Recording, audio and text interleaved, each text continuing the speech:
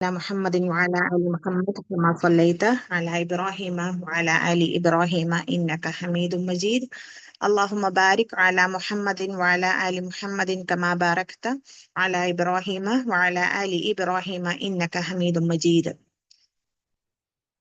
السلام عليكم ورحمة الله وبركاته, dear sisters.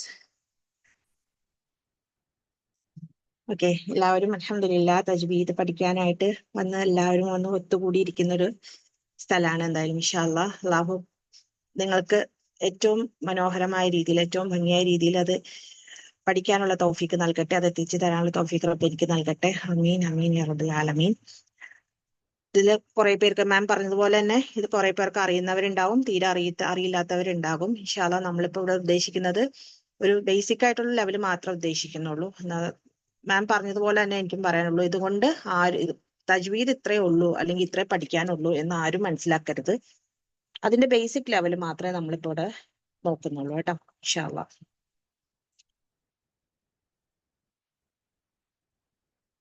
Screen ഒന്ന് share ചെയ്തിട്ട്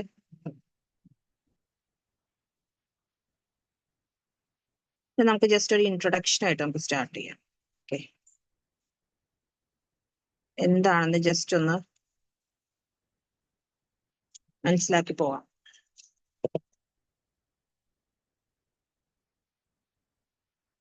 okay,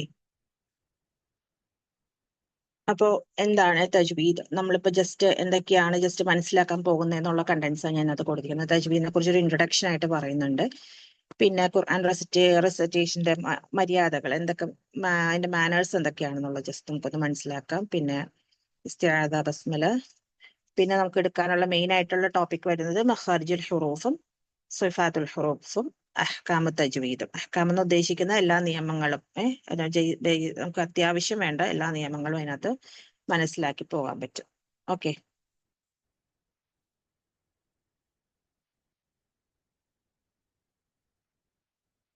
ഇൻട്രൊഡക്ഷനിലേക്ക് കടക്കാം. ഓക്കെ, ഇൻഷാ അല്ലാഹ് എന്താണ് തജ്വീദ് അല്ലെങ്കിൽ എന്തിനാണ് തജ്വീദ് നമ്മൾ പഠിക്കുന്നത് എന്നൊക്കെ ഒന്ന് ജസ്റ്റ് ഒന്ന് മനസ്സിലാക്കിയിട്ട് പോകാം. വെറുതെ നമ്മളിത് ഇത്രയും സമയം നമ്മൾ അതിനു വേണ്ടി സ്പെൻഡ് ചെയ്യുന്നത് എന്തിനാണെന്ന് നമ്മൾ അറിഞ്ഞിരിക്കണ്ടേ.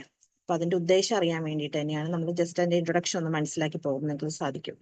ഇപ്പൊ എന്താണ് നമ്മൾ തജ്വീദ് എന്ന് പറയുമ്പോൾ തന്നെ അത് കണക്ട് ചെയ്തിരിക്കുന്ന എന്തിലേക്കാണ്? ഖുർആൻ പാരായണ ശാസ്ത്രമാണ് അല്ലെ. ഖുർആന്റെ പാരായണം എങ്ങനെയാണെന്ന് പഠിപ്പിക്കുന്നതാണ് തജ്വീദ് എന്ന് പറയുന്ന ശാസ്ത്രം. അപ്പൊ ഖുർആൻ എന്ന് പറഞ്ഞാൽ എന്താണ്? അത് റബ്ബിന്റെ കലാമാണ്, അള്ളാഹുവിന്റെ കലാമാണ്. അള്ളാഹു അത് മുഹമ്മദ് നബി സല്ലല്ലാഹു അലൈഹി വസല്ലമയുടെ മേലെ ഇറക്കപ്പെട്ടതാണ്. ഖുർആൻ ഇറക്കപ്പെട്ടതേ തജ്വീദോട് കൂടിയാണ് ഇറക്കപ്പെട്ടത്. അള്ളാഹു ജിബ്രീൽ അലൈഹിസ്സലാം വഴി മുഹമ്മദ് നബി സല്ലല്ലാഹു അലൈഹി വസല്ലമയിലേക്ക് ഇറക്കിയത് തജ്വീദോട് കൂടി തന്നെയാണ് ഇറക്കപ്പെട്ടത്. അത് പുതിയതായിട്ട് ഉണ്ടായി വന്ന ഒരു ശാസ്ത്രമല്ല, ഇത് ഇറക്കപ്പെട്ടതേ ആ രീതിയിലാണ്. ഓക്കെ, നമ്മളിലേക്ക് ഖുർആൻ എത്തപ്പെട്ടത് രണ്ട് രീതിയിലാണ്, ഒന്ന് എഴുത്ത് രൂപത്തിലും ഒന്ന് പാരായണ രൂപത്തിലും.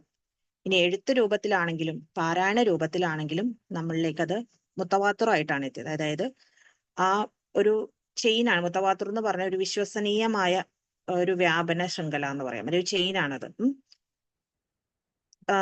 അതിന്റെ ഒരറ്റത്ത് നമ്മളിലേക്ക് അത് എത്തപ്പെട്ടത്, അവസാനം അത് മുഹമ്മദ് നബി സല്ലല്ലാഹു അലൈഹി വസല്ലമയിലേക്കാണ് അത് എത്തപ്പെടുന്നത്, ആ ചെയിന്റെ അറ്റം എത്തപ്പെടുന്നത്. അപ്പൊ അതിനിടയിലുള്ള ഒരു വ്യക്തി പോലും ഒരു ഘട്ടത്തിലും കളവിന്റെ മേൽ ഒരുമിച്ച് കൂട്ടാത്ത ധാരാളം ആളുകൾ ഉണ്ടാകലാണ് മുത്തവാത്തിറായി നമ്മളിലേക്ക് എത്തപ്പെട്ടത് എന്നുകൊണ്ട് ഉദ്ദേശിക്കുന്നത്. ഓക്കെ, അപ്പൊ അത്രയും വിശ്വസനീയമായ രീതിയിലുള്ള ഒരു ചെയിനാണിത്. അങ്ങനെ ആ ഒരു രീതിയിലാണ് ഖുർആൻ നമ്മളിലേക്ക് എത്തപ്പെട്ടിരിക്കുന്നത്. ഓക്കെ, ഇൻഷാ അല്ലാഹ്.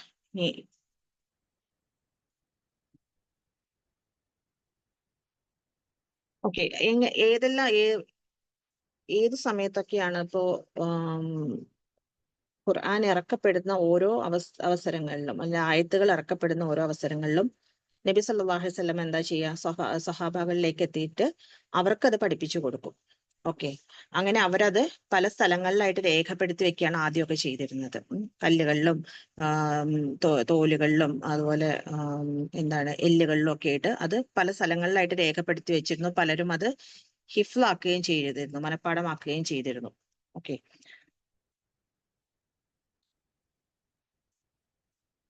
അങ്ങനെ പല ഘട്ടങ്ങളിലായിട്ടാണ് ഖുർആൻ ഇറക്കപ്പെട്ടിരിക്കുന്നത്. ഓക്കെ, പല വിധത്തില് അത് രേഖപ്പെടുത്തി വെക്കുകയും ചെയ്തിരുന്നു.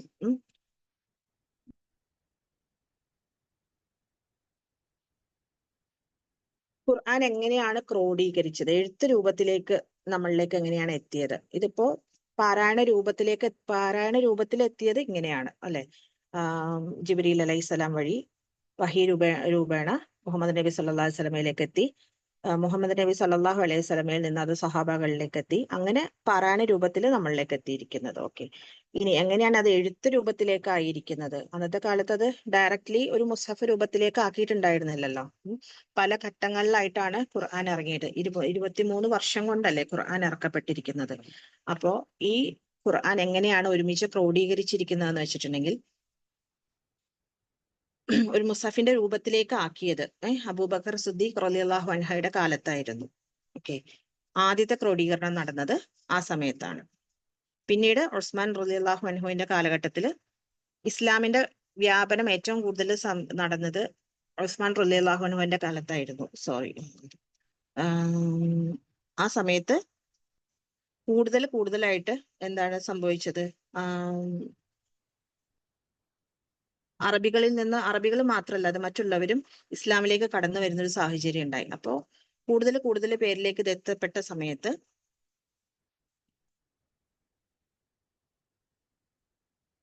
ഇസ്ലാമിന്റെ വ്യാപനം അങ്ങനെ കൂടുതലായതോടുകൂടി ആദ്യം ക്രോഡീകരിച്ചിരുന്ന ഖുർആന്റെ വിവിധ പകർപ്പുകൾ ഉണ്ടാക്കി. ആദ്യത്തെ ക്രോഡീകരണം നടന്നത് അബൂബക്കർ സിദ്ദീഖ് റളിയല്ലാഹു അൻഹുവിന്റെ കാലത്തും പിന്നീട് വിവിധ പകർപ്പുകൾ ഉണ്ടാക്കി പല ഇസ്ലാമിക രാജ്യങ്ങളിലേക്കും അത് അയക്കുകയുണ്ടായി. ഓക്കെ, അങ്ങനെയാണ് പല പകർപ്പുകൾ പല സ്ഥലത്തേക്ക് എത്തിയത്. ഇനി നമുക്ക് എന്താണ് തജ്വീദ് എന്താണെന്നുള്ള നോക്കാം. തജ്വീദ് എന്ന് പറയുന്ന വാക്ക് അത് വന്നിരിക്കുന്നത് ജവ്വദ എന്നുള്ള വാക്കിൽ നിന്നാണ് തജ്വീദ് എന്ന വാക്ക് വന്നിരിക്കുന്നത്. അതിന്റെ ഭാഷാർത്ഥം പറയണം. ഏതൊരു വാക്ക് നോക്കിക്കഴിഞ്ഞാലും അതിന് ഭാഷാപരമായിട്ടുള്ള അർത്ഥം ഉണ്ടാകും, സാങ്കേതികരമായിട്ട് ഏതാണോ ഒരു അപ്ലൈഡ് മീനിങ് എന്ന് പറയും. ഏതൊരു കാര്യത്തിലേക്കാണ് അത് അപ്ലൈ ചെയ്തിരിക്കുന്നത് അതിനകത്തൊരു മീനിങ് ഉണ്ടാകും. ഓക്കെ, ഇപ്പൊ ഭാഷാപരമായിട്ട് നമുക്ക് പറയാം നന്നാക്കുക, മെച്ചപ്പെടുത്തുക, മനോഹരമാക്കുക എന്നൊക്കെ പറയാം. സാങ്കേതികരമായിട്ട് അല്ലെങ്കിൽ അപ്ലൈഡ് മീനിങ് ആയിട്ട് നമുക്ക് പറയാം അറബി അക്ഷരങ്ങൾ അത് പുറപ്പെടുന്ന സ്ഥലവും അതിന്റെ സ്വഭാവവും യഥാർത്ഥ രീതിയിൽ മനസ്സിലാക്കുക. പ്രോപ്പർ ആയിട്ടുള്ള ഉച്ചാരണം, അറബി അക്ഷരങ്ങൾക്ക് അതിന്റെ ഹക്കും മുസ്തഹക്കും കൊടുത്തിട്ടുള്ള ഉച്ചാരണം എന്ന് പറയും. അതിന്റെ യഥാർത്ഥമായിട്ടുള്ള അവകാശം കൊടുത്തിട്ടുള്ള ഉച്ചാരണം. അതിന് അതിൻ്റെതായിട്ടുള്ള അവകാശങ്ങൾ ലഭിക്കണമെങ്കിൽ അതുകൊണ്ട് ഉണ്ടാക്കുന്ന ഹക്ക് കൊണ്ട് ഉണ്ടാക്കുന്ന റിസൾട്ട് ആകുന്നതാണ് മുസ്തഹക്ക് എന്ന് പറയുന്നത്. അതായത് ഒരു അക്ഷരം ഉച്ചരിക്കുമ്പോൾ അതിന് എന്തെല്ലാം സ്വഭാവം ഉണ്ടായിരിക്കണോ അതെല്ലാം കൊടുത്തിട്ട്, അതാണ് മഖ്റജും നമ്മൾ സിഫാത്തും പഠിക്കുന്നത്. ഓക്കെ, അതിനാണ് അത് രണ്ടും പഠിക്കുന്നത്.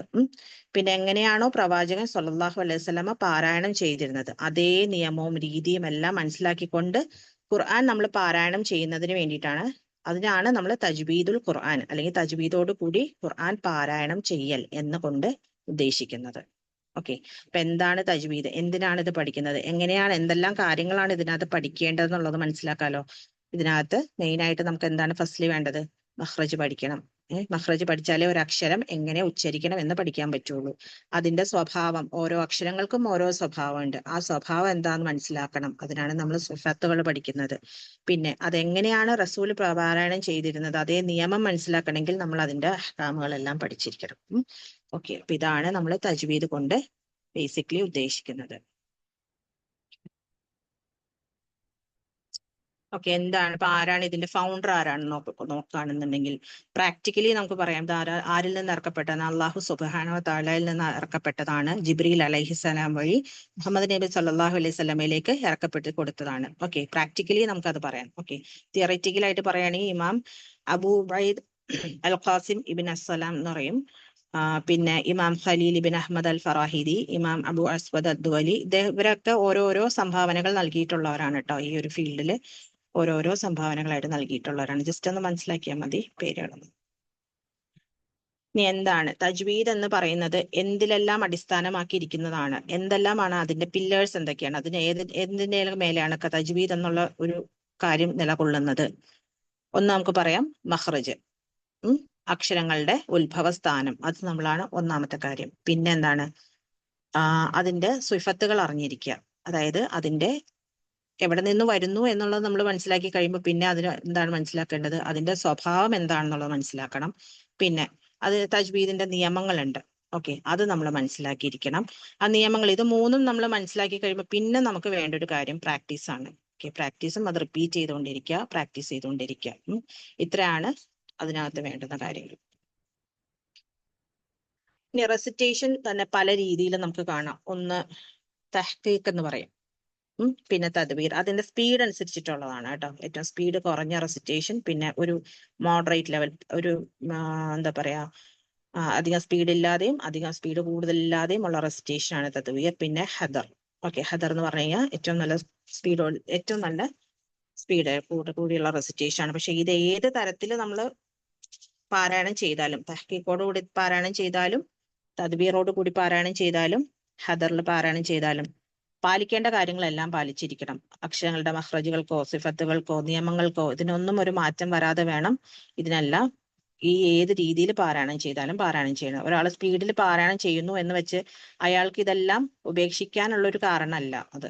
ഓക്കെ, അപ്പൊ ഇതെല്ലാം പാലിച്ചുകൊണ്ട് വേണം, ഇത് മൂന്നും നമ്മൾ മൂന്നിൽ ഏത് പാരായണം ചെയ്താലും ഇതെല്ലാം പാലിച്ചുകൊണ്ട് വേണം പാരായണം ചെയ്യാനായിട്ട്.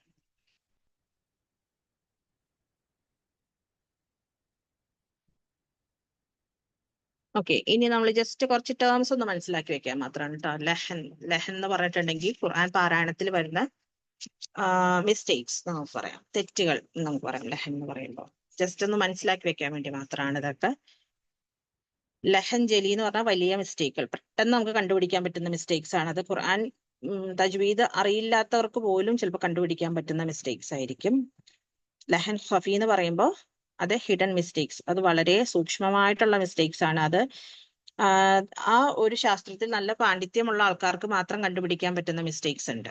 ഓക്കെ, ഇപ്പൊ ലഹൻ ജലി എന്ന് പറയുമ്പോൾ എന്താണ് വലിയ മിസ്റ്റേക്സ്. അതിപ്പോ നമ്മൾ പറയുകയാണെന്നുണ്ടെങ്കിൽ ഒരക്ഷരം മറ്റൊരക്ഷരമായിട്ട് മാറിപ്പോകുന്നത്, ഉച്ചാരണത്തിന് മാറിപ്പോകുന്നത്, അല്ലെങ്കിൽ വേറെ നമ്മുടെ ഭാഷയിലുള്ള ഒരു അക്ഷരമായിട്ട് സാമ്യപ്പെടുത്തി നമ്മൾ ഉച്ചരിക്കുന്നത്. നമുക്കിപ്പോൾ ചില അക്ഷരങ്ങളൊക്കെ നമ്മൾ പറയുമ്പോൾ നമ്മളുടെ ഭാഷയിലുള്ള മലയാളം ഭാഷയിലുള്ള അക്ഷരമായിട്ട് സാമ്യം ഉള്ള രീതിയിൽ ഉച്ചരിക്കും. ഒരിക്കലും അത് അങ്ങനെ വരുത്താൻ പാടില്ല. ഓക്കെ, പിന്നെ ഹറക്കത്തുകൾ മെയിനായിട്ട് ശ്രദ്ധിക്കേണ്ട ഒരു കാര്യമാണ്. പാരായണം ചെയ്യുമ്പോൾ ഹറക്കത്തുകൾ ശ്രദ്ധിക്കാതെ മാറ്റം വരുത്തുന്നത്, ഫത്ഹ പറയുന്നിടത്ത് കെസ്ര പറയുന്നിടത്ത് ദമ്മ, അങ്ങനെ മാറിപ്പോകുന്നത്, അതൊക്കെ വലിയ മിസ്റ്റേക്സിൽ വരുന്നതാണ് കേട്ടോ. നീട്ടേണ്ട സ്ഥലങ്ങളൊക്കെ നീട്ടാതെ, അതായത് നീട്ടേണ്ട സ്ഥലങ്ങൾ എന്ന് ഉദ്ദേശിക്കുന്നത് മദ്, ഇപ്പോൾ 2 ഹറക്കത്ത് നിർബന്ധമായിട്ട് നാച്ചുറൽ ആയിട്ട് കൊടുക്കേണ്ട സ്ഥലങ്ങളുണ്ട്.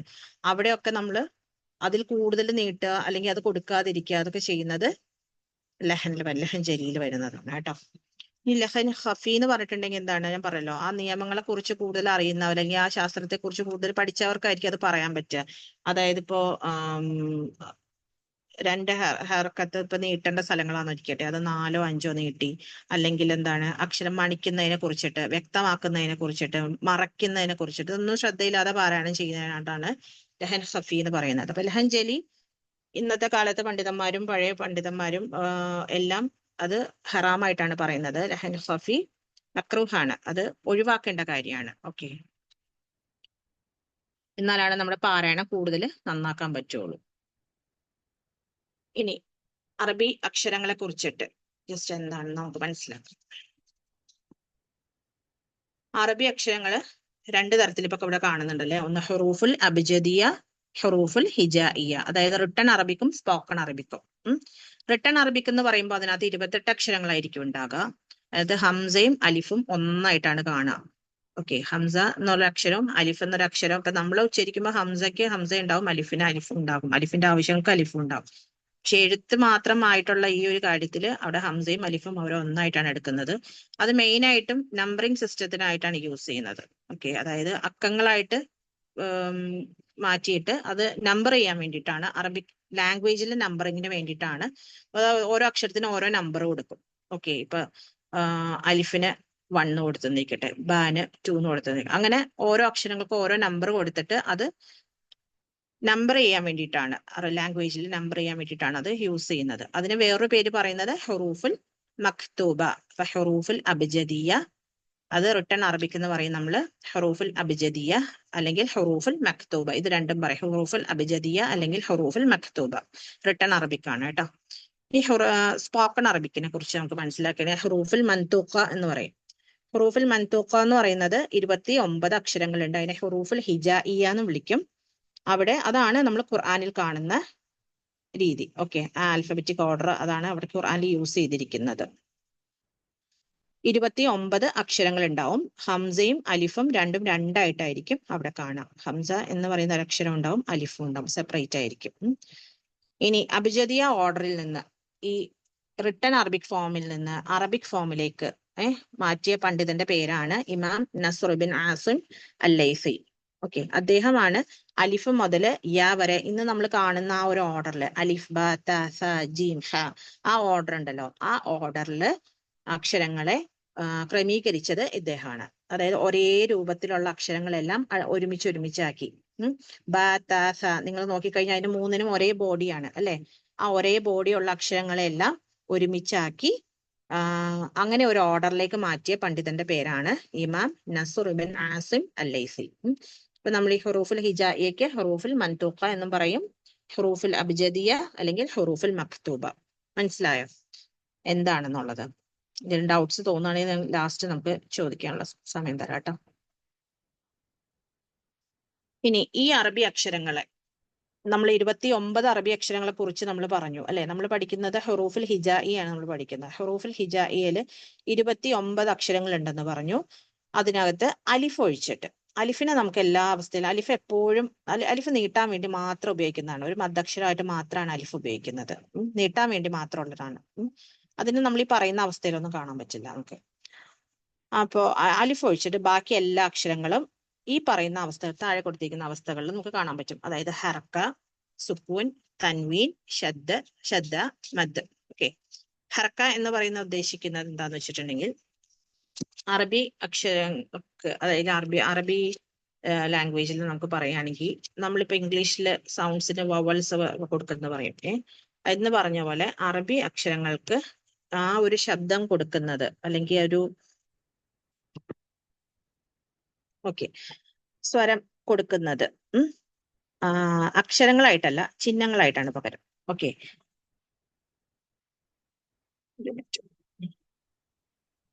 ചിഹ്നങ്ങളാണ് കൊടുക്കുക. അതെന്തൊക്കെയാന്ന് വെച്ചിട്ടുണ്ടെങ്കിൽ ഫത്ഹ, കെസ്ര, ലമ്മ. ഈ 3 ചിഹ്നങ്ങളാണ് അറബിയിൽ നമ്മൾ സൗണ്ടിന് വേണ്ടി യൂസ് ചെയ്യുന്നത്. ഏതൊരക്ഷരത്തിന്റെ കൂടെ നമുക്ക് ഇത് കാണാൻ പറ്റും. ബാന്റെ കൂടെ, എക്സാമ്പിൾ ബാ എന്നൊരു അക്ഷരം എടുക്കുകയാണെന്നുണ്ടെങ്കിൽ ബാക്ക് നമുക്ക് ഫത്ഹ ഇട്ട് കാണാൻ പറ്റും, ബാക്ക് കെസ്ര ഇട്ട് കാണാൻ പറ്റും, ബാക്ക് ലൊമ്മ ഇട്ടും കാണാൻ പറ്റും അല്ലെ. ബ, ബി, ബു. അപ്പൊ അതിന് ശബ്ദം വന്നു അല്ലെ. ബ, ബി, ബു, 3 ശബ്ദം വന്നു അവിടെ അല്ലെ. അപ്പൊ അങ്ങനെ ഹർക്ക ഉള്ള അവസ്ഥയിൽ നമുക്ക് കാണാൻ പറ്റും. ഇനി സുക്കൂനുള്ള അവസ്ഥയിലും കാണാൻ പറ്റും. ബ എന്നൊരു അക്ഷരം എടുത്തിട്ടുണ്ടെങ്കിൽ അവിടെ നമുക്ക് സുക്കൂൻ ഇട്ട് കാണാൻ പറ്റും ഖുർആനില്. ബ എന്നൊക്കെ കാണാൻ പറ്റും. തൻവീൻ ഒഴുക്കുക. തൻവീൻ എന്ന് പറയുന്നത് എന്താണ്? അപ്പൊ സുക്കൂന്റെ കാര്യത്തെ കുറിച്ച് പറഞ്ഞു കഴിയുമ്പോൾ ഒരു കാര്യം കൂടി പറയാനുണ്ട്. ഹർക്കയെ കുറിച്ചിട്ട് ഒന്നും കൂടെ പറഞ്ഞിട്ട് നമുക്ക് പോകാം. ഹർക്ക ഞാൻ പറഞ്ഞു ഫത്ഹ, കെസ്ര, ദമ്മയാണ് നമ്മൾ ഹർക്കകൾ പറഞ്ഞത്. മുകളിൽ ഒറ്റ വരെയുള്ളത് നമ്മൾ ഫത്ഹ എന്ന് പറയും, താഴെ വരെയുള്ളതിന് കെസ്ര എന്ന് പറയും. ഇങ്ങനെ ഒരു ഷേപ്പില്, ഈ ഏത് ഷേപ്പാണ് ലൊമ്മയ്ക്ക് കേട്ടോ. ലൊമ്മ എന്ന് പറയും. ഇനി ഇങ്ങനെയുള്ള അക്ഷരങ്ങൾക്ക് ഈ ഫത്ഹ, കെസ്ര, ലൊമ്മ നൽകിയ അക്ഷരങ്ങളെ നമ്മൾ വിളിക്കുന്ന പേരാണ് ഹുറൂഫുൽ മുത്തഹർരിക. ഹറക്ക നൽകപ്പെട്ട അക്ഷരങ്ങൾ എന്നാണ് പറയുന്നത്, ഹുറൂഫുൽ മുത്തഹർരിക. ഓക്കെ, ഹുറൂഫുൽ മുത്തഹർരിക്കയുടെ നേരെ ഓപ്പോസിറ്റ് ആണ് ഹുറൂഫുൽ സാക്കിന, അതായത് സുക്കൂൻ നൽകപ്പെട്ട അക്ഷരങ്ങൾ.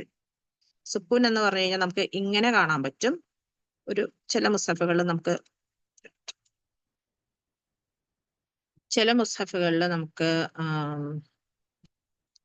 ഇങ്ങനെ ഒരു വട്ടമായിട്ട് കാണാൻ പറ്റും.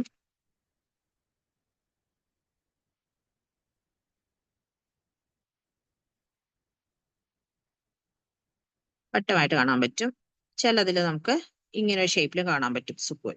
ഓക്കെ, അപ്പൊ ഈ സുക്കൂൻ എന്ന് പറയുന്നത്, ഹറക്ക എന്ന് പറയുന്നത് അനക്കമുള്ളതെന്നാണ് മീനിങ് വരുന്നത് കേട്ടോ. ഹറക്കയുടെ മീനിങ് അനക്കമുള്ളതാണെങ്കിൽ സുക്കൂന്റെ മീനിങ് പറയുകയാണെന്നുണ്ടെങ്കിൽ അനക്കമില്ലാത്തതെന്നാണ്. ഓക്കെ, അപ്പൊ ഹുറൂഫു സാക്കിന, ഇങ്ങനെ എല്ലാ അക്ഷരങ്ങളും 28 അക്ഷരങ്ങൾ അലിഫ് ഒഴിച്ചിട്ട് ബാക്കി വരുമ്പോൾ 28 അക്ഷരങ്ങൾ നമുക്ക് ഇങ്ങനെ സുക്കൂനുള്ള അവസ്ഥയിൽ കാണാൻ പറ്റും. ഓക്കെ, അടുത്തത് തൻവീൻ. തൻവീൻ എന്ന് പറയുന്നത്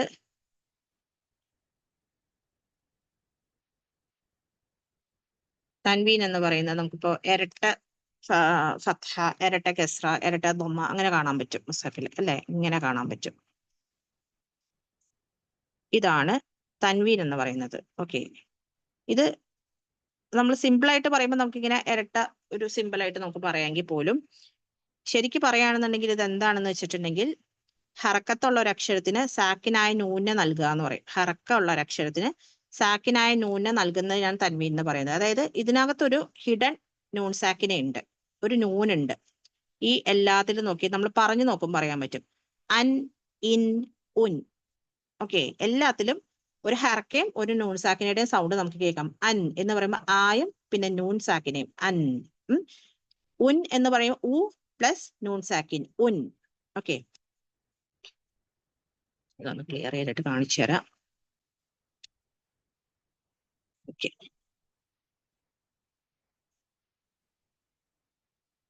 ഫത്ഹ അതിന്റെ കൂടെ ഒരു നൂൺ സാക്കിന കൂടുമ്പോൾ നമുക്ക് ഇങ്ങനെ വായിക്കാം, ഇങ്ങനെ വരും. സിമ്പിൾ ആണ് അതിന്റെ അൻ എന്നുള്ളത്. വായിക്കുന്നത് നമ്മൾ ഇങ്ങനെയായിരിക്കും. ഓക്കെ, അൻ എന്ന് വായിക്കാം. അൻ എന്ന് വായിക്കാൻ പറ്റും. ഇനി കെസ്ര പ്ലസ് നൂൺ സാക്കിന വരുമ്പോൾ ഇൻ എന്ന് വായിക്കാൻ പറ്റും. ദമ്മയുടെ കൂടെ നൂൺ സാക്കിന വരുമ്പോൾ ഉൻ എന്ന് വായിക്കാൻ പറ്റും. അത് നമ്മൾ എഴുതുമ്പോൾ എഴുത്തിൽ ഇങ്ങനെയാണ് വരുള്ളൂ. എഴുത്തിൽ നമ്മൾ ആ നൂൺ സാക്കിനെ കാണില്ല, ഉച്ചാരണത്തിൽ മാത്രമേ ആ നൂൺ സാക്കിനെ ഉണ്ടാവുള്ളൂ. ഇതെന്തിനാണ് ഞാനിപ്പോൾ പറയുന്നതെന്ന് വെച്ചിട്ടുണ്ടെങ്കിൽ നമ്മൾ അഹ്കാം പഠിക്കുന്ന സമയത്ത് അത് ആവശ്യം വരും. അപ്പൊ ഇതെല്ലാവരും ഒന്ന് മനസ്സിൽ വേണം. ഈ തൻവീന്റെ ഉള്ളിൽ ഒരു നൂൺ സാക്കിന ഉണ്ടെന്നുള്ളത് മനസ്സിലെല്ലാവരും ഉണ്ടാവണം കേട്ടോ. ഇപ്പൊ നിങ്ങൾക്ക് തോന്നും ഇത് എന്തിനാണ് ഇപ്പൊ പറയുന്നതെന്ന്, പക്ഷെ ഇത് ആവശ്യം വരും നമുക്ക്. ഓക്കെ, നൂൺ സാക്കിനയുടെ കാര്യം, തൻവീന്റെ കാര്യം പറഞ്ഞു. അപ്പൊ എല്ലാ അക്ഷരങ്ങളും നമുക്ക് ഇതുപോലെ കാണാൻ പറ്റും കേട്ടോ. ഈ അവസ്ഥയിൽ കാണാൻ പറ്റും തൻവീനിട്ട്. ബൻ, ബിൻ, ബുൻ, തൻ, തിൻ, തുൻ, അങ്ങനെ ഓരോ അക്ഷരങ്ങളെയും നമുക്ക് അങ്ങനെ കാണാൻ പറ്റും. അടുത്തത് നമ്മൾ പറയുകയാണെങ്കിൽ നമുക്ക് കാണാൻ പറ്റുന്ന വേറൊരു രൂപമാണ് ശബ്ദ ഉള്ള രൂപത്തിൽ കാണാൻ പറ്റും അക്ഷരങ്ങളെ. ശബ്ദ എന്ന് പറഞ്ഞിട്ടുണ്ടെങ്കിൽ ചിഹ്നം ഇതാണ്. ഓക്കെ, നമ്മൾ ഓരോ അക്ഷരത്തിന്റെ മേലെ ഇങ്ങനെ നമുക്ക് കാണാൻ പറ്റും. ശബ്ദ ഡിനോട്ട് ചെയ്യുന്ന ഒരു സിമ്പിൾ ആണിത്. ഇതെന്താന്ന് വെച്ചിട്ടുണ്ടെങ്കിൽ അത് ഡബിൾ ലെറ്റർ ആണെന്ന് ഡിനോട്ട് ചെയ്യുന്ന ഒരു സിമ്പിൾ ആണ്. ഇപ്പൊ ബയുടെ മേലെ ഇങ്ങനെ ഒരു ചിഹ്നം കണ്ടു കഴിഞ്ഞാൽ ഇത് മനസ്സിലാക്കേണ്ടത് ബ എന്നുള്ളത് ഒറ്റ അക്ഷരമല്ല, ഇവിടെ രണ്ടക്ഷരം ഉണ്ടെന്ന് മനസ്സിലാക്കണം. ബ ഫത്ഹ ഇരിക്കട്ടെ. ഓക്കെ, ഇതിന്റെ കൂടെ ഫത്ഹ ഇരിക്കട്ടെ. അപ്പൊ അങ്ങനെ മനസ്സിലാക്കേണ്ടത് എന്താന്ന് വെച്ചിട്ടുണ്ടെങ്കിൽ ബ സുക്കൂൻ പ്ലസ് ബ ഫത്ഹ. ഇതാണ് ബ ശബ്ദമായിട്ട് വരുന്നത്. മനസ്സിലായോ? ഒരു സുക്കൂനുള്ള ഒരു അക്ഷരം ഹറക്കത്തുള്ള അതേ അക്ഷരത്തില് കൂടിച്ചേരുകയാണ്. കൂടിച്ചേരുമ്പോൾ ഉണ്ടാവുന്ന ചിഹ്നമാണ്, അത് കാണിക്കുന്ന ചിഹ്നമാണ്. കൂടിച്ചേർന്നു എന്ന്, രണ്ടും കൂടെ ഒറ്റ അക്ഷരമായി എന്ന് കാണിക്കുന്ന ചിഹ്നമാണ് ഈ ശബ്ദ. ഓക്കെ, അപ്പൊ ഇങ്ങനെ ശബ്ദമുള്ള അക്ഷരം കാണുമ്പോൾ എപ്പോഴും ഉച്ചരിക്കുമ്പോൾ ശ്രദ്ധിക്കണം. എന്താണ്, അത് ശ്രദ്ധ കൊടുക്കാതെ ഉച്ചരിച്ചിട്ടുണ്ടെങ്കിൽ അതൊരു തെറ്റായി മാറും. കാരണം അവിടെ അപ്പൊ നമ്മൾ ഒറ്റ അക്ഷരത്തെ ഉച്ചരിക്കുന്ന പോലെയായി പോകും. ഓക്കെ, ശ്രദ്ധയുള്ള അക്ഷരങ്ങൾക്ക് ശ്രദ്ധ കൊടുത്ത് തന്നെ ഉച്ചരിക്കണം. അടുത്തത് നമുക്ക് പിന്നെ മദ്ദക്ഷരങ്ങളുടെ കൂട്ടത്തിൽ കാണാൻ പറ്റും. മദ്ദക്ഷരങ്ങളുടെ കൂട്ടത്തിലും കാണാൻ പറ്റും. നമ്മൾ ഡീറ്റെയിൽ ആയിട്ട് പഠിക്കുന്നുണ്ട്.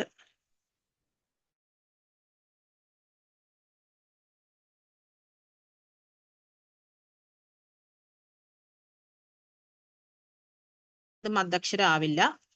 അലിഫ് വാവ് യ ഇങ്ങനെ കാണുമ്പോൾ വെറുതെ കാണുമ്പോൾ മദ്ദക്ഷരമല്ല. അലിഫ് മദ്ദായിട്ട് മാത്രമേ നമുക്ക് കാണാൻ പറ്റും. ഓക്കെ, പക്ഷെ ഈ അലിഫിന് മുമ്പ് നമുക്ക് എപ്പോഴും ഒരു ഫത്ഹയുള്ള അക്ഷരം കാണാൻ പറ്റും.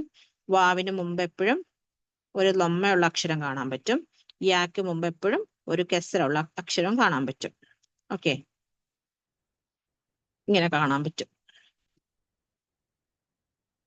കെസ്റുള്ള അക്ഷരത്തിന് ശേഷം ഈ ഇങ്ങനെ വരുന്ന യാക്ക് ചിഹ്നമൊന്നും ഉണ്ടാവില്ല, സുക്കൂനൊന്നും ഉണ്ടാവില്ല. ഒരു ഹർക്കത്തില്ലാത്ത ഒരു യായായിരിക്കും അവിടെ കാണാം. അതായത് സുക്കൂനുള്ള അവസ്ഥയിലാണ് കാണുന്നത്.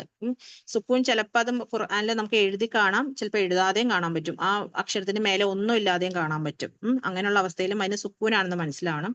പ്രത്യേകിച്ച് മനസ്സിലാക്കേണ്ട മദ്ദക്ഷരങ്ങളെല്ലാം സുക്കൂനുള്ള അവസ്ഥയിലായിരിക്കും. അപ്പോ ഇങ്ങനെയായിരിക്കും. ഇങ്ങനെ എല്ലാ അക്ഷരങ്ങളുടെ കൂടെ നമുക്ക് കാണാൻ പറ്റും. ഇപ്പൊ എക്സാമ്പിൾ നമുക്ക് ബാനെ തന്നെ എടുക്കാം. ഇപ്പൊ എല്ലാത്തിനും ബാനെ തന്നെയല്ലേ എടുത്തത്. ഇപ്പൊ ഇവിടെ നമുക്ക് അതിനെ എടുക്കാം. ബാ എടുക്കുകയാണെങ്കിൽ ബായുടെ കൂടെ നമുക്ക് അലിഫ് മദ്ദിന്റെ കൂടെ കാണാൻ പറ്റും. ബാ എന്ന് കാണാൻ പറ്റും. സോറി, ഞാൻ എഴുതിപ്പോയി.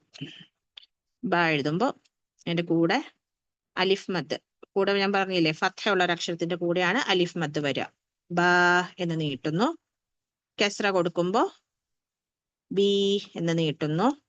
പിന്നെന്താണ്, ദമ്മ കൊടുക്കുമ്പോ ബൂ എന്ന് നീട്ടുന്നു. ഓക്കെ, ബ, ബി, ബൂ, ഇങ്ങനെയുള്ള ഓരോ അക്ഷരത്തിനും ഈ ഒരു അവസ്ഥയിൽ കാണാൻ പറ്റും. ഓക്കെ, അപ്പൊ ഇങ്ങനെ നമുക്ക് അക്ഷരങ്ങളെ നമുക്ക് ഇതേ അവസ്ഥയിൽ ഓരോരോ അവസ്ഥയിൽ കാണാൻ പറ്റും.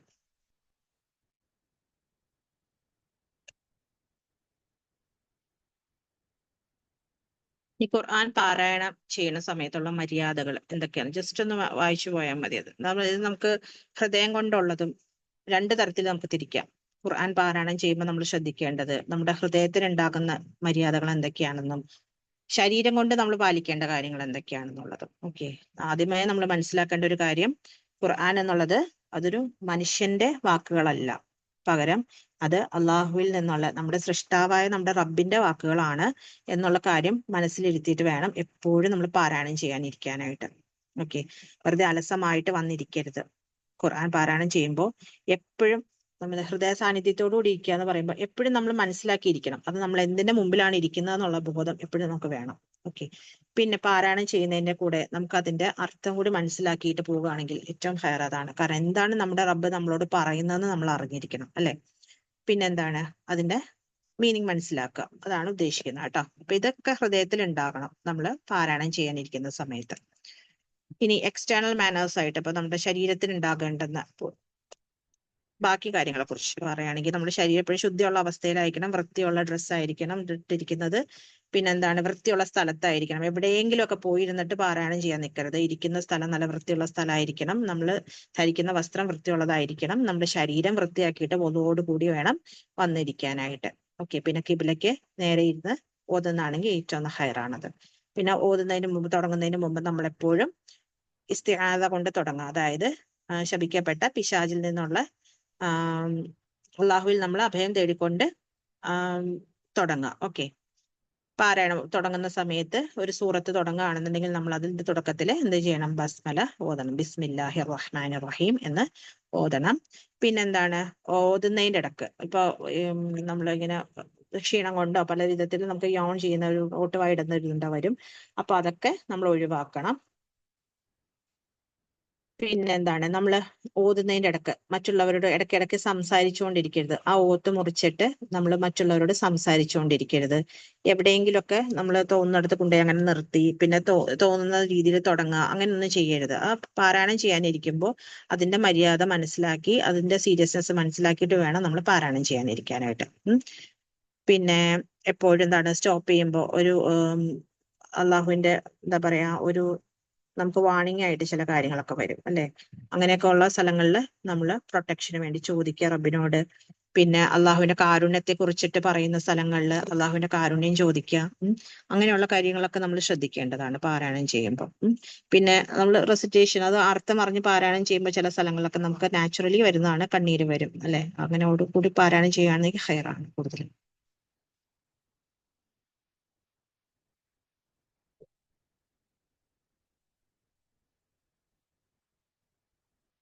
അടുത്ത നമുക്ക് ഇസ്തിആദ ബസ്മല, നമ്മൾ ഓതുന്നതിന് മുമ്പ് ഇസ്തിആദ ബസ്മല പറയുമ്പോൾ എന്തൊക്കെയാണെന്നുള്ള കാര്യങ്ങൾ ശ്രദ്ധിക്കും. ഇസ്തിആദ എന്ന് പറഞ്ഞിട്ടുണ്ടെങ്കിൽ എന്താണ്, ഇസ്തിആദയുടെ പൂർണ്ണമായിട്ടൊരു രൂപം എന്താണ്, അഊദു ബില്ലാഹി മിനശ് ശൈത്വാനിർ റജീം. എപ്പോഴൊക്കെ നമ്മൾ ഖുർആൻ പാരായണം ചെയ്യാൻ തുടങ്ങുന്നു അപ്പോഴൊക്കെ നമ്മൾ ശപിക്കപ്പെട്ട പിശാചിൽ നിന്ന് അള്ളാഹുവിൽ അഭയം തേടണം, ശരണം പ്രാപിച്ചുകൊണ്ട് വേണം പാരായണം ചെയ്യാനായിട്ട്. അതിനുള്ള ഒരു തെളിവായിട്ട് അള്ളാഹു ഖുർആനിൽ പറഞ്ഞിരിക്കുന്നതാണ്, ഫഇദാ ഖറഅതൽ ഖുർആന ഫസ്തഇദ് ബില്ലാഹി മിനശ് ശൈത്വാനിർ റജീം. ഓക്കെ, എപ്പോഴൊക്കെ നമ്മൾ ഖുർആൻ പാരായണം ചെയ്യാൻ തുടങ്ങുന്നു ശപിക്കപ്പെട്ട പിശാചിൽ നിന്ന് നമ്മൾ അള്ളാഹുവിൽ ശരണം തേടണം എന്ന് സൂറ അൻ-നഹ്ലിൽ അള്ളാഹു തന്നെ പറഞ്ഞിരിക്കുന്നതാണ്. ഓക്കെ, അപ്പൊ അതുകൊണ്ട് നമ്മളിത് ചെയ്യേണ്ട ഒരു കാര്യമാണ്, മസ്റ്റായിട്ടും ചെയ്യേണ്ട ഒരു കാര്യമാണ്. പാരായണം ചെയ്യാൻ തുടങ്ങുമ്പോൾ എന്ത് ചെയ്യണം, ഇസ്തിആദ കൊണ്ട് വേണം നമ്മൾ തുടങ്ങാനായിട്ട്.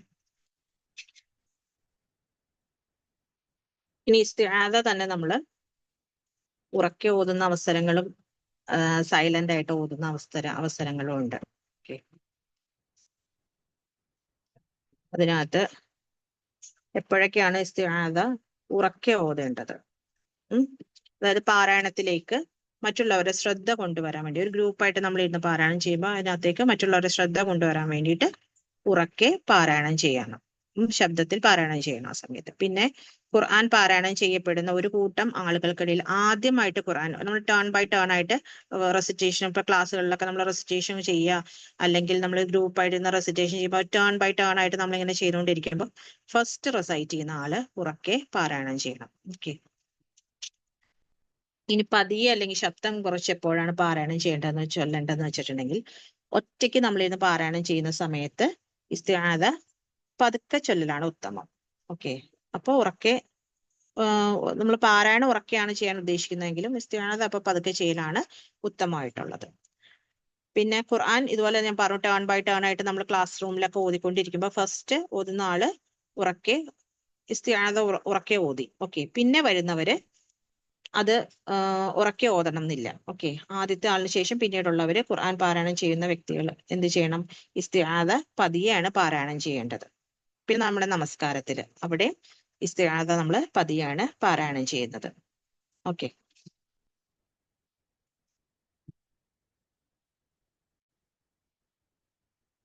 ഇനി അടുത്തത് ബസ്മല. ഇസ്തിആദ കഴിഞ്ഞ് കഴിഞ്ഞാൽ പിന്നെ അടുത്ത എന്താണ്? ബസ്മല. ബസ്മലയുടെ ഫുൾ ഫോം എന്താണ്? ബിസ്മില്ലാഹിർ റഹ്മാനിർ റഹീം. ബസ്മല എവിടെയാണ് നമ്മൾ പാരായണം ചെയ്യുന്നത്? എപ്പോഴും ഒരു സൂറത്തിന്റെ തുടക്കത്തിലാണ് നമ്മൾ ബസ്മല പാരായണം ചെയ്യുന്നത്. അത് എല്ലാ സൂറത്തിന്റെയും തുടക്കത്തിൽ കാണാൻ പറ്റും, ഒരൊറ്റ സൂറത്ത് ഒഴിച്ച്. ഏത് സൂറത്താണത്? സൂറത്ത് തൗബ ഒഴിച്ചിട്ട് ബാക്കി എല്ലാ സൂറത്തിന്റെയും തുടക്കത്തിൽ നമുക്ക് ബസ്മല കാണാൻ കഴിയും. ഓക്കെ. അടുത്ത ഭാഗം നമുക്ക് അടുത്ത ക്ലാസ്സിൽ എടുക്കാം. ഖാരിജുൽ ഹുറൂഫിനെ കുറിച്ച് അടുത്ത ക്ലാസ്സിലേക്ക് എടുക്കാം. ഓക്കെ. ഇന്നിപ്പോ ഇൻട്രൊഡക്ഷൻ പറഞ്ഞത് എല്ലാവർക്കും ക്ലിയർ ആണോ?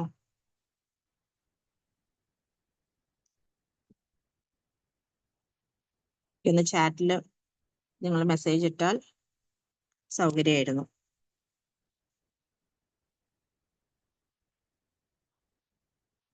ചാറ്റ് ബോക്സ് എനിക്ക് കാണാം. അപ്പോൾ ഇൻഷാല്ലാ ക്ലിയർ ആണോ? എന്തെങ്കിലും സംശയം ആർക്കെങ്കിലും ഉണ്ടെങ്കിൽ ഹാൻഡ് റൈസ് ചെയ്യാം കേട്ടോ. പറഞ്ഞ കാര്യങ്ങളിൽ എന്തെങ്കിലും നിങ്ങൾക്ക് മനസ്സിലാവായികയോ എന്തെങ്കിലും കാര്യങ്ങൾ ഉണ്ടെന്നുണ്ടെങ്കിൽ നിങ്ങൾക്ക് ഹാൻഡ് റൈസ് ചെയ്യാം. ക്ലാസ്സിൽ എപ്പോഴും മൈക്ക് ക്ലാസ് എടുക്കുന്ന സമയത്ത് നമ്മൾ ഓൺ ചെയ്യുന്നില്ല. ഇൻഷാല്ലാ ക്ലാസ് കഴിഞ്ഞതിന് ശേഷം ഞാൻ കുറച്ച് സമയം ഞാൻ ഇപ്പൊ നിങ്ങൾക്ക് തരാം. നിങ്ങൾക്ക് തോന്നുന്ന ഡൗട്ട്സ് അപ്പം എന്തെങ്കിലും ഉണ്ടെന്നുണ്ടെങ്കിൽ നോട്ട് ചെയ്ത് വെച്ചിട്ട് ആ സമയത്ത് നിങ്ങൾക്ക് എന്നോട് ചോദിക്കാം. ഓക്കെ. ഇൻഷാല്ലാ ഇത് ക്ലിയർ ആണോ എല്ലാവർക്കും? ഓക്കെ. ഇൻഷാല്ലാ അപ്പൊ നമുക്ക് നെക്സ്റ്റ് ഒരു ടോപ്പിക്കാണ് പിന്നെ എടുക്കാനുള്ളത്. അത് ഇന്നിപ്പോ സ്റ്റാർട്ട് ചെയ്യണ്ട, നമുക്ക് അടുത്ത ദിവസം നാളെ നമുക്ക് ഇൻഷാല്ലാ ഫ്രഷ് ആയിട്ട് നമുക്ക് ആ ടോപ്പിക്ക് സ്റ്റാർട്ട് ചെയ്യാം. നമുക്ക് നാളെ പഠിക്കാൻ പോകുന്ന ഇൻഷാല്ലാ ഖാരിജുൽ ഹുറൂഫ് എന്ന ടോപ്പിക് വെച്ച് നമ്മൾ സ്റ്റാർട്ട് ചെയ്യാണ്. അപ്പൊ അക്ഷരങ്ങളുടെ മഖ്റജ്, എവിടെ നിന്നാണ് ഓരോ അക്ഷരം പുറപ്പെടുന്നത്, ഉത്ഭവിക്കുന്നത് എന്നുള്ളത് മനസ്സിലാക്കി പോകാം. ഓക്കെ. ക്ലിയർ ആണോ എല്ലാവർക്കും? ഇനി ആർക്കെങ്കിലും ഡൗട്ട് എന്തെങ്കിലും ഉണ്ടെങ്കിൽ ഹാൻഡ് റൈസ് ചെയ്യാം കേട്ടോ.